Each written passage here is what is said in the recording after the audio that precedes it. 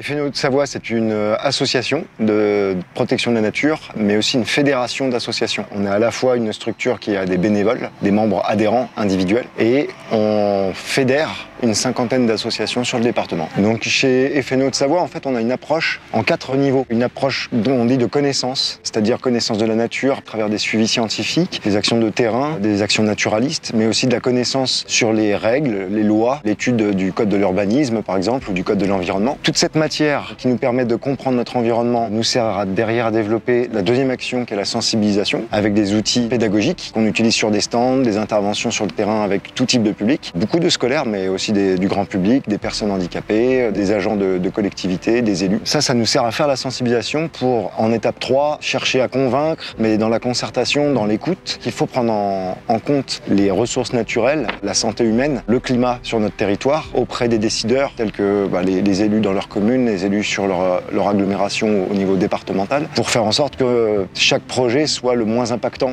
sur ces aspects-là. Et quand on n'arrive pas à faire prendre en compte ces enjeux-là, on rentre sur le champ de la défense, qui peut prendre différentes formes, de la veille environnementale en faisant remonter vos observations dans la nature de pollution, de décharge et autres. La défense à travers des actions juridiques. Il nous arrive régulièrement d'aller en justice pour lutter contre des projets. Et puis la défense sur de la mobilisation citoyenne, telle que les marches pour le climat ces dernières années où on était organisateur ou co-organisateur. Les besoins bénévoles sont permanents. Ça peut être des besoins ponctuels, comme aujourd'hui sur une action qu'on appelle l'atelier du hérisson, où on bricole, on rénove des outils, on crée des outils pédagogiques et des outils de communication. Et des besoins un peu permanents, un peu constants, sur des dossiers, sur des sujets sur lesquels il y a du travail de terrain à faire, des recherches, des études, et aussi des suivis sur des dossiers qui peuvent être liés à des communes ou des projets de territoire en Haute-Savoie. Tout le monde peut devenir bénévole, qu'on soit petit ou grand, âgé, jeune, femme, homme, et ça qu'on n'ait qu'une seule demi-journée disponible dans l'année ou